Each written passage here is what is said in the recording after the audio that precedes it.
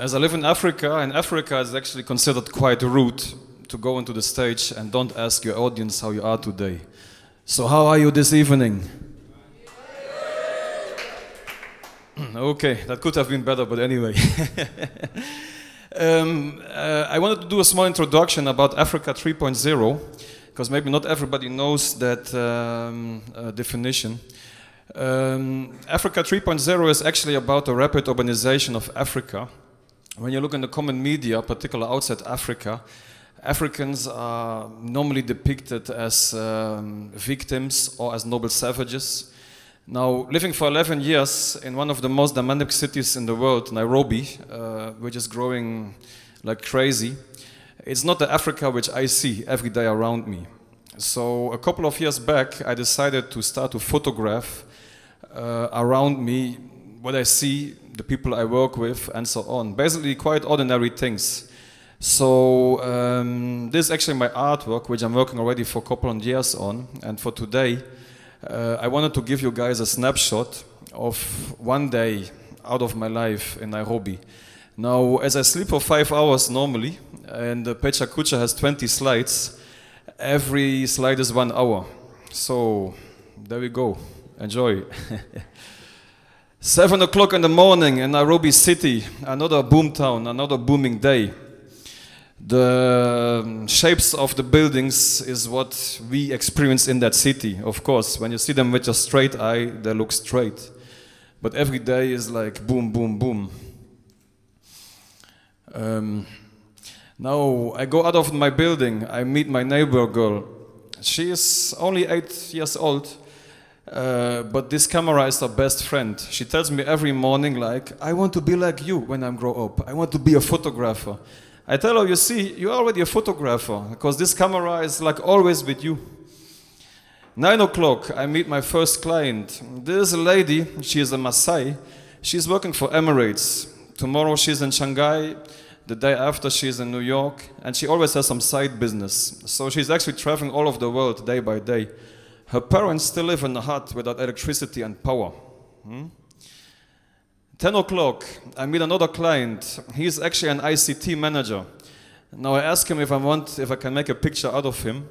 He tells me no problem, but he was a bit worried in his business suit that people will recognize him as an African, because he thinks that people outside Africa think that African walk around half naked. So he put this Maasai headgear on his head.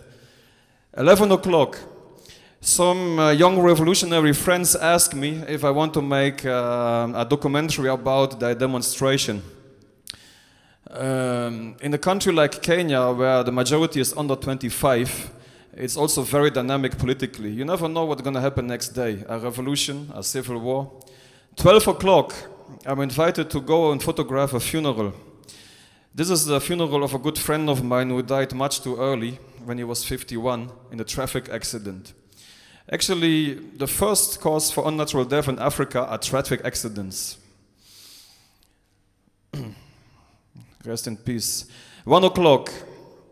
I'm meant to photograph a hip-hop concert. So this youth, which you see there, these kids, they're not worshipping Jesus. They're not worshipping a pastor.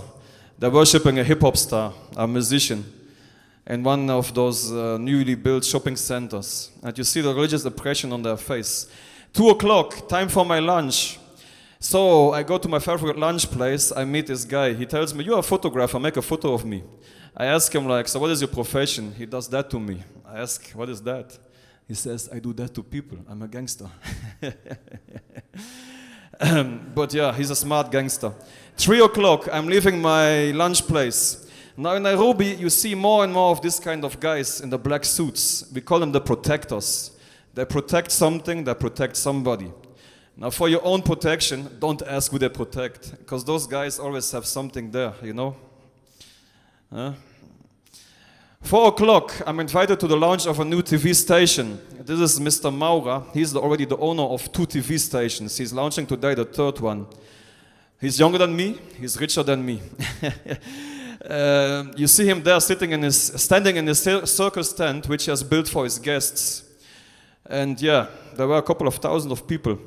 5 o'clock, after such a long working day, I think it's time now to relax. I go to a shanty bar in town where the musicians are actually standing in between the audience and the singing and making their music in between.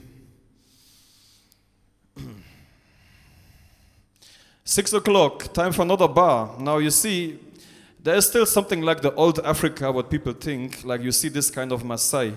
When you look closely to the Maasai in the middle, where they normally have a sword, he has a mobile telephone. And imagine the music what those guys were singing. They were singing covers of Led Zeppelin. Have you ever seen a Maasai singing Stairway to Heaven? That's the experience, I'm telling you. 7 o'clock, one of my designers, they actually gonna marry, and they have dressed themselves up in their ritual outsuits, and they invited all their friends to make a musical video clip out of them, to come with their video cameras. Yeah, I mean, you can't even go without camera. Now, jazz club, 8 o'clock. This is a grandmaster of jazz. He's actually really gifted with the saxophone. But he has another gift. He can make people burst in uncontrollable laughter. Yeah? As you see those ladies and him. Yeah, these are really, truly laughing sessions.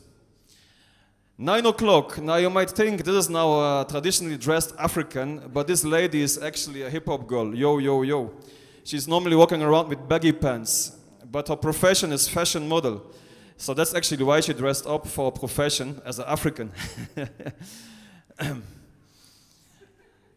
10 o'clock. Now, again, as Kenya is a majority under 25, you have flash mob parties, particularly on the weekends. People decide to make a party. Suddenly, hundreds of youth are making a party within the skyscrapers. They make a party for a couple of hours, they disappear again. 11 o'clock, the youth is so full of dreams. Now, these are two young artists wanted to become R&B singers. They have a talent. You might see it on their face, the passion, how they sing. Yeah. And I must say, there are many, many of those kind of artists who dream of the stars. 12 o'clock at night, some people still do ordinary work, like this computer operator in a big nightclub. Yeah, imagine nightclubs, actually they have computers standing around where you pay your bill. Also that is Africa, but you can see at the face of the lady that she still has a long night to go. 1 o'clock, the parties in Nairobi are actually legendary. The roaring parties remind me actually of what I've read about the roaring 20s in Western culture in America and Europe. People work hard, people play hard. That's how they call it in Nairobi. Now, as I'm already a bit older, for me time is to go and sleep. So I come back to my place, and there I find out two other of my neighbors. These ladies usually always go out at 2, and then when I ask them what they're going to do, they tell them, oh, we're going to work. Now you see, I don't want to ask them what kind of work they do, but honestly I know already. But sometimes it's better not to ask people too much. Yeah, now time for me to go and sleep. I hope that you enjoyed this 20 hours out of my life in Nairobi.